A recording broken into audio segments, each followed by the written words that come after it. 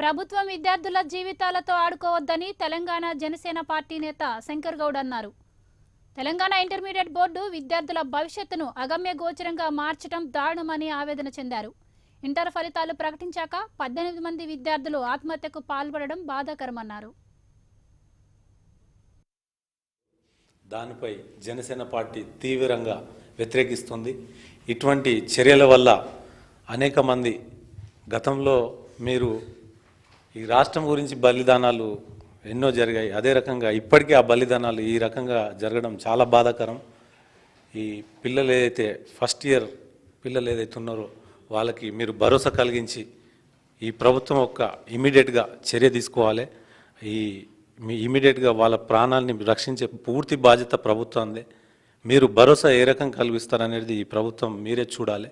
Education minister గారు ఉన్నారు, ఇంతవరకు తెర మీదకి రాలేదు. ఎందుకు? దీని వెనుక కారణాలు ఏంది మీరు ప్రజలకు తెలియవలసిన అవసరం చాలా ఉంది. అదే రకంగా అశోక్ కుమార్ గారు చెప్తున్నారు ఈరోజు, మాదేం తప్పు లేదు, మేమంతా కరెక్టే ఉన్నామని. ఆ తప్పు లేదనేది మీరు మీ ప్రభుత్వం ద్వారా తెలియపరచండి. ఆ తప్పు ఒప్పు అనేది ప్రజలకు తెలియపరచండి. వాళ్ళు రాసిన ఎగ్జామ్ పేపర్స్ అయితే ఉంటాయి, అవి మీరు ముందు పెట్టండి. ఎందుకంటే పిల్లల ప్రాణాలతో చెలగాటం ఆడడం ఇది కరెక్ట్ కాదు. అదే రకంగా పిల్లలకు మేము భరోసా ఇవ్వడం జరుగుతుంది.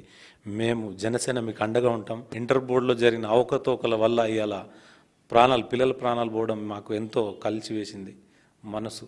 అదే రకంగా మీరు ఇమీడియట్గా స్పందించి చనిపోయిన వాళ్ళకి మీరు ప్రతి ఒక్క కుటుంబానికి ₹1 ఇవ్వాలని మా డిమాండ్ ఇది. ఎందుకంటే ఒక వ్యక్తి చనిపోయిందంటే ఆ బాధ మాకు తెలుసు.